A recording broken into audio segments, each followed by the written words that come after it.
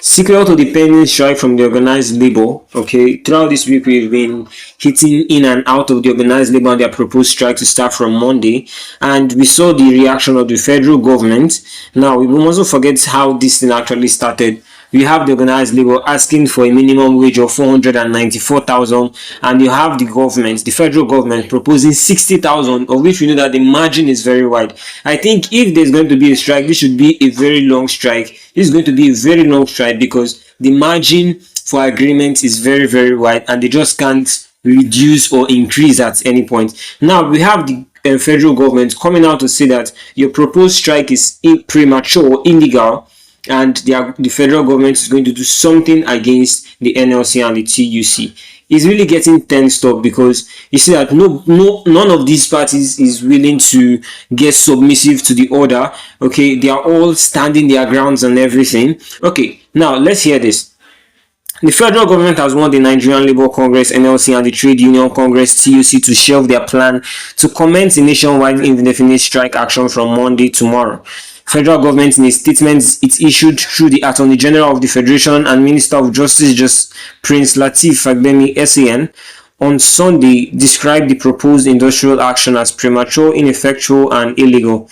It stressed that the agitation for the increase of the minimum wage of workers in the country is currently being addressed, insisting that the labor unions fail to fulfill the condition precedent that would enable them to embark on a strike action. The AGF, in a letter is addressed to the two labor unions, noted that federal government and the stakeholders involved in the tripartite committee on determination of a new national minimum wage had to declare an end to negotiation. He argued that in view of the fact the federal government and state governments are not only employers to be bound by the new national minimum wage, it was therefore vital to balance the interest and capacity of all employers of labor in the country, inclusive of organized private sector, in order to determine a minimum wage for the generality of the working population.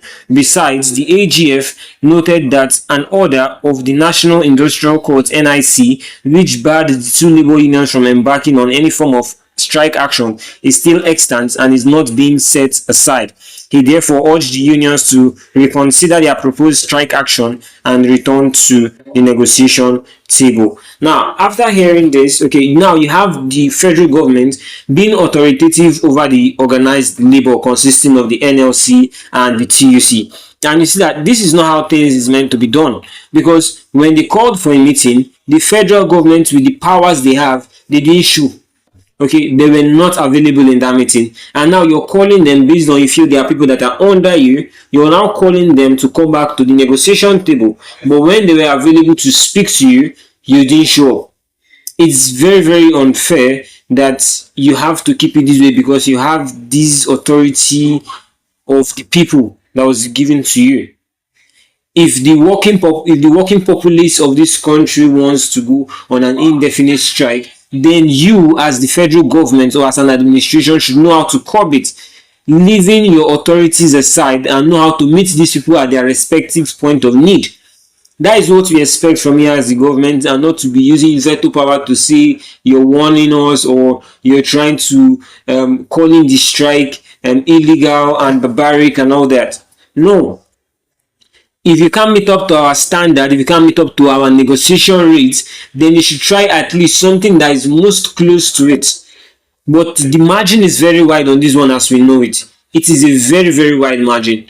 And we just hope for the best. That is all we can say. We hope for the best, because we all expect all the terms or the terms of these agreements to be in favor of the Nigerian Labour Congress and the TUC as well. And if you can't meet up, then the strike still continues. We are hearing news just in that the national strike NASS NLC leaders in marathon meeting. It is very difficult to negotiate while on strike, Afabio to Labour Congress.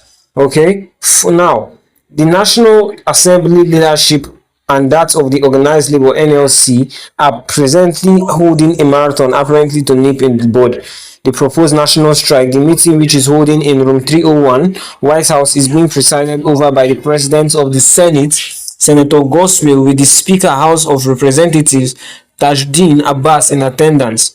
However, also present in the principal officers, chairman of various committees from both chambers, the secretary of the government of the Federation, SGF, Senator George Akume, led the ministers for the meeting, while the NSC president Joe Ajero led members of the organized labor. Akpabio, while welcoming them, said that they as lawmakers are not taking the job of the executive or that of labor, saying that it will be difficult to negotiate while on strike. Ajero, on his part, said that what they are fighting is for its living wages for workers. The meeting has entered into an executive session for both of them to brainstorm.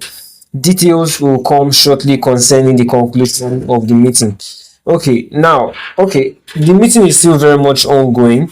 That is one thing we should understand, is very much ongoing, and I hope that is going to turn out with a positive remark. Okay, something that meets up to the NLC's demand, and something that is more than the government proposition.